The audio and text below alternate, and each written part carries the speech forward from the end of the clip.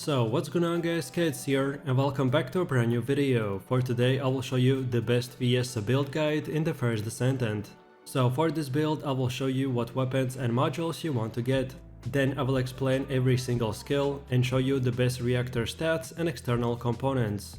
And then lastly we will take a closer look at the gameplay, so you would be able to get the best results and highest damage possible and much more. So then let's move over to the Viessa build. She is a debuffer type of character who uses chill at will. She can use her unique attribute, the chill, to freeze enemies in place by unleashing cold snap attacks. She is geared primarily towards AoE and dot damage. By default her skills apply a debuff that slows down enemy movement. However, later in this video I will explain a Transcendent module that can change this effect into a damage over time effect, aka DOT. And by changing this one thing, we will increase our Viessa damage by 2 times. So with this in mind, you will be heavily incentivized by playing as Viessa to carefully place your skills to hit as many enemies as possible, which will inflict the maximum amount of data damage as a result. It's also worth remembering that this effect stacks, so enemies can have up to 5 stacks of the movement speed reduction, so keep freezing them as much as you can. This is made easier by the fact that the two of the Viessa skills, the Frost Shards and the Cold Snap, have very short cooldowns. So as long as you have enough MP, you can keep using them and keep debuffing your enemies 24/7. So now let's take a closer look at the skills. The first passive skill is called the Ice Sphere, which inflicts Ice Shackle that creates an ice sphere that flies to another nearby enemy, dealing AoE damage and inflicting Ice Shackle. Then our first active skill is called the Frost Shards, that fires Frost Shards to damage enemies and deal AoE damage to nearby enemies. This will also inflict the Ice Shackle. Then the second one is the Frost Road skill, which increases the movement speed and shield, and creates an ice sheet on the ground that inflicts again the Ice Shackle. Then the Cold Snap skill will deal chill damage to the enemies in front of your character, and of course inflict the Ice Shackle. And then finally we have the Blizzard skill, which creates a blizzard that deals continuous damage, debuffs defensives, inflicts AoE and Ice Shackle. And by the way, each time I said the Ice Shackle effect, it means that each one of your skills will not only do damage, but apply the Ice Shackle effect, which decreases the enemy speed, and it can stack up to 5 times. But keep in mind that this effect does not work on bosses. Then now let's take a closer look at our build modules. Your module capacity cost limits how many modules you can equip, and they can be upgraded as you level up your character. Different modules have different capacity cost, which generally depends on how powerful the module is. This is a balancing system that prevents players from only equipping the strongest modules and having a totally overpowered character. But it's important to know that when equipping a module on the Viessa, make sure that as many modules as possible are in a slot with a matching icon. This will give you a 50% reduction on the module capacity cost. So here we have the best modules for your leveling build. You should be able to get this Viessa leveling setup by approximately level 25 to 30. This is a really good base setup to have before you are preparing to farm the max level setup.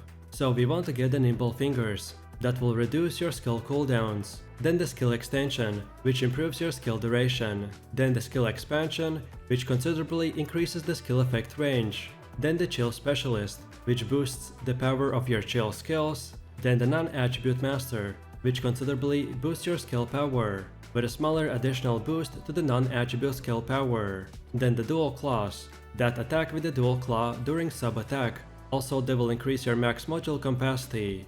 And finally we have the Energy Collection, which will allow you to leech aka steal MP from enemies. And just before we move on to the endgame setup, let me quickly explain why are some skill modules empty, like here for example. So basically, this slot modifies our skills, but the problem is that all the modified variants are worse for our build than the original. Therefore, we leave the slot empty, because there's not a single modifier in that slot, which could help our build. So it doesn't really matter what we do in the empty spaces.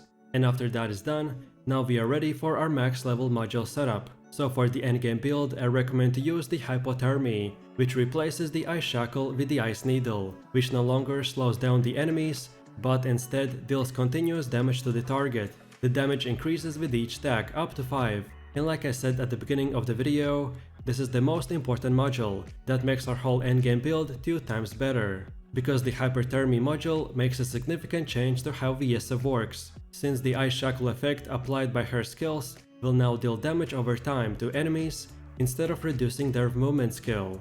And please note that it might take you a while to obtain the hypothermy module, because it is quite rare, but in the meantime this build will still work fine, but at least now you know that whenever you get this one, your damage will increase substantially. So then with that out of the way, the next modules we want to get is the Nimble Fingers, which reduces your skill cooldowns. Then the skill extension, which improves your skill duration. Then the skill expansion, that considerably increases your skill effect range. Then the Chill Specialist, which boosts the power of your chill skills. Then the Non-Attribute Master, which considerably boosts your skill power, with a smaller additional boost to the non-attribute skill power.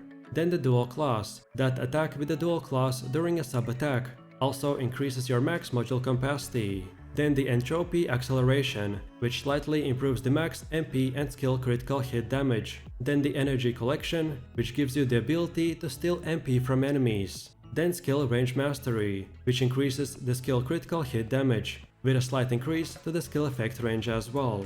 And finally the HP Concentration, which increases the max HP and skill critical hit rate. So then finally, let's take a closer look at the best weapons and stats that we should use. So for our Viessa build, the Thunder Cage submachine gun is the ultimate weapon. This firearm emits an electric shockwave that creates the appearance of thunder being directed at the enemy. When defeating an enemy, the defeated enemy has a set chance to discharge electric shockwave that deals even more additional damage to the nearby enemies. This is a very high DPS weapon with a quick fire rate, which augments her already strong AoE and dot damage very nicely. And then for our weapon mods, here are the best ones, like the Hawkeye, Reload Concentration, Rifling Reinforcement, Concentrate Support Ammo, Action and Reaction, Marksman, Weak Point Control, Weak Point Sight and Fire Rate Up.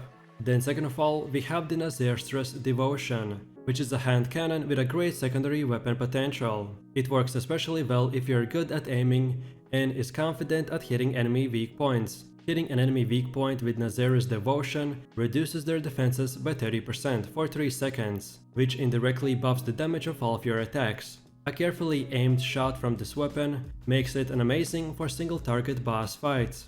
And lastly, another great secondary weapon that can help out to buff our damage if you hit the enemy weak points is the Afterglow Sword, Sniper Rifle. By hitting an enemy's weak point, it will inflict death propagation, improving the weak point damage by 5% per stack.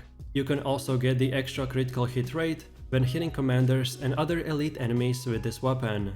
And then last but not the least, we need to quickly look into the best reactor stats.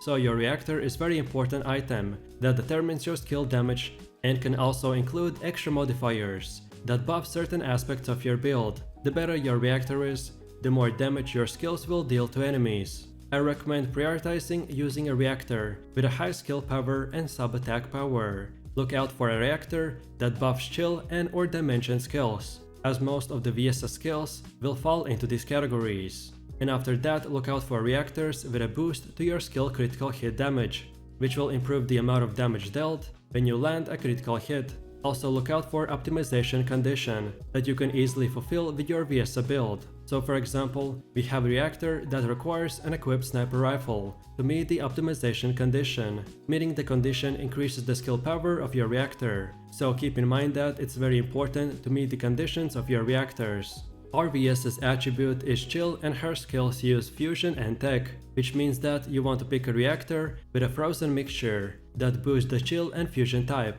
or the frozen mechanics that again boost the chill and tech. Because our Viessa build focuses on damage, it is better to spec into skills we can use more often, therefore we want to select a frozen mixture reactor. However, any will do until you have proper version of the best reactor. And finally we have the external components. With your external components, you will be somewhat subject to RNG, at least until you've played the game for long enough to find basically every single possible combination with a good stat roll. For our build, I generally recommend to get the components with stats in the max shields, max HP, HP recovery and defense. And that's about it. So with that said, I really do appreciate everyone for watching guys and I hope you enjoyed it. If you have any questions or suggestions, then feel free to leave your comments in the comment section down below. And while you're doing that, please click like, subscribe and enable that notification bell so this way you could support the channel and not miss any more amazing content. With that said, you have an amazing day and I will see you in the next one. So take it easy. Peace.